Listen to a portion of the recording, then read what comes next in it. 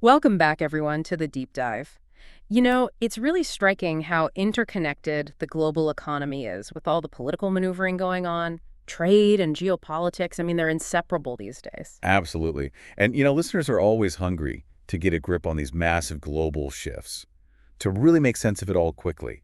And that's precisely what we're here to do today. Yeah, we're going to deep dive into a whole bunch of recent news and analysis to get to the bottom of the mounting trade tensions, especially between the U.S. and China and all the ripple effects. Right on. And we've got a diverse set of sources here, from straight news reports to opinion pieces.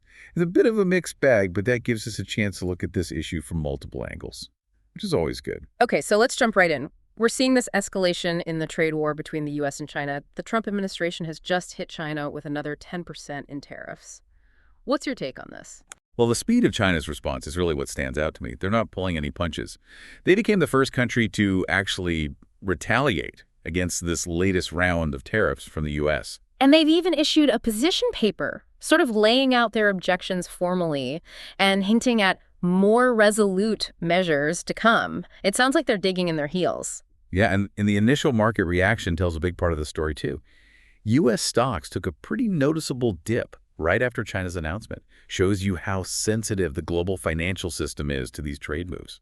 Right. I mean, one country sneezes and the whole world catches a cold. You know what I mean? It's that interconnected. But it's not just a short-term stock market wobble. Economists are saying that these tariffs could actually stifle global economic growth. Yeah, they could. Sources like the South China Morning Post and The Guardian both point to this. And at the same time, they could fuel inflation. It's like a double whammy, squeezing businesses and consumers from both sides. So it's a really tricky situation, especially if you're trying to manage an economy right now. But here's something that seems a little counterintuitive. Amidst all these new tariffs, Trump went ahead and extended the deadline for TikTok. Yeah, that's interesting. It seems like they're playing a bit of a mixed strategy here. A Yeah. hard line on trade, but maybe a softer touch in other areas. Right. It's like they're trying to walk a tightrope. Or maybe play good cop, bad cop. I don't know. But what I'm wondering is, does China's strong reaction to these tariffs, some are calling it an epic response, mean that hopes for a negotiated solution are fading? That's the million-dollar question, isn't it? It certainly seems like Beijing is less willing to compromise now.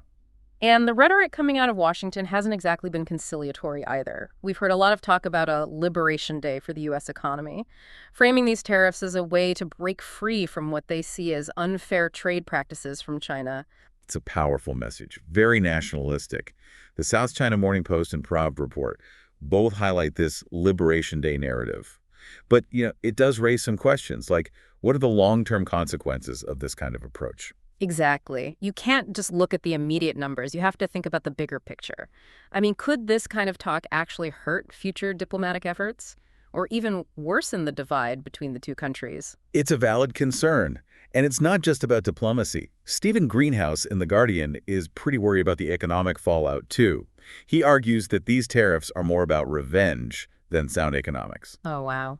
And he's actually predicting that they could lead to a recession in the U.S. and cause a lot of pain for the global economy as a whole. That's a pretty dire prediction. It is. And Anthony Rowley in the South China Morning Post has another interesting take. He suggests that Trump might actually end up making Asia, not America, great again with these tariffs, as global trade patterns shift and new economic powerhouses emerge. It's almost ironic, isn't it? The very policies meant to bolster the U.S. economy might end up boosting its rivals. And it's not just the U.S. and China feeling the pressure. We're seeing these trade tensions hit economies around the world, like Vietnam. They're now facing a whopping 46% tariff on exports to the U.S. Yeah, that's going to cause some serious pain for Vietnamese businesses. The South China Morning Post is reporting a lot of concern in Vietnam, but there's a little bit of a silver lining here. Apparently, Trump and Vietnam's leader To Lam had a phone call recently, and it was described as productive. So maybe there's some hope for a separate deal for Vietnam. It sounds like the U.S. might be open to making exceptions on a case-by-case basis. It's possible. And while some countries are scrambling to adjust, others might actually benefit from this whole trade war shakeup.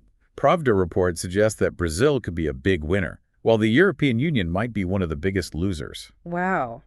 That would be a pretty significant shift in the global balance of power.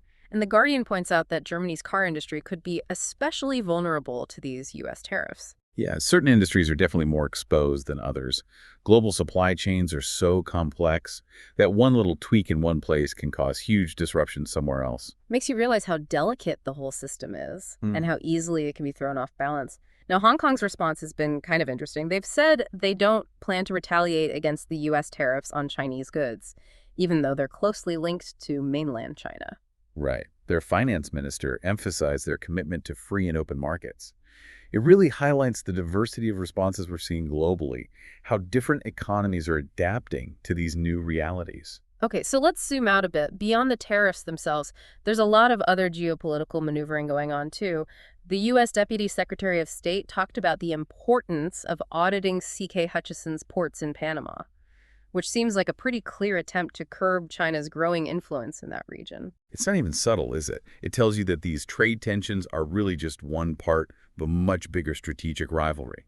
And Pravda report dropped a bit of a bombshell, saying that the U.S. has actually shifted its main adversary from Russia to China for the first time in like 80 years. Wow. If that's true, it's a huge shift in U.S. foreign policy.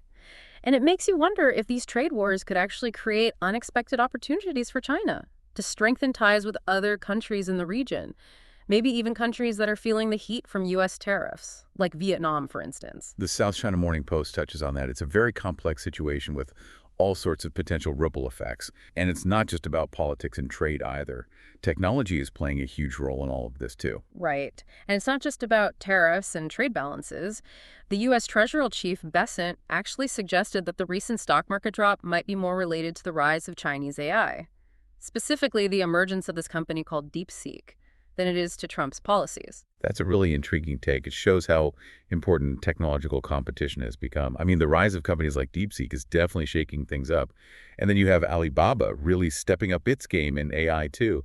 So while trade might be slowing down in some areas, China's tech sector seems to be booming. Absolutely. And it's not a one-way street either. There are reports that Microsoft is closing its AI lab in Shanghai, which is part of a larger trend of foreign tech companies pulling back from China. Yeah, that's a significant move. It probably reflects a whole mix of factors, geopolitical concerns, market access issues, maybe even just a strategic shift within Microsoft. It'll be interesting to see how that plays out. It definitely adds another layer of complexity to the whole situation. Yeah. And speaking of complexity, the geopolitical landscape is pretty tense right now. Taiwan's top security official just visited the U.S. for special channel talks, right after China conducted military exercises near Taiwan. Yeah, that timing was no coincidence. It's a pretty clear sign that tensions are running high in that region. And of course, the situation with Taiwan is a huge factor in U.S.-China relations. It's like a powder keg. And to make things even more complicated, the Philippines are disputing China's arrest of some alleged Filipino spies. So there are all these little flashpoints popping up all over the place. It just goes to show you that geopolitical tensions aren't just limited to the U.S. and China. These things are happening everywhere, and they can have big implications for trade and economic cooperation. And speaking of other parts of the world, Pravda report mentioned that the U.S. is deploying Patriot and THAAD missile systems to the Middle East.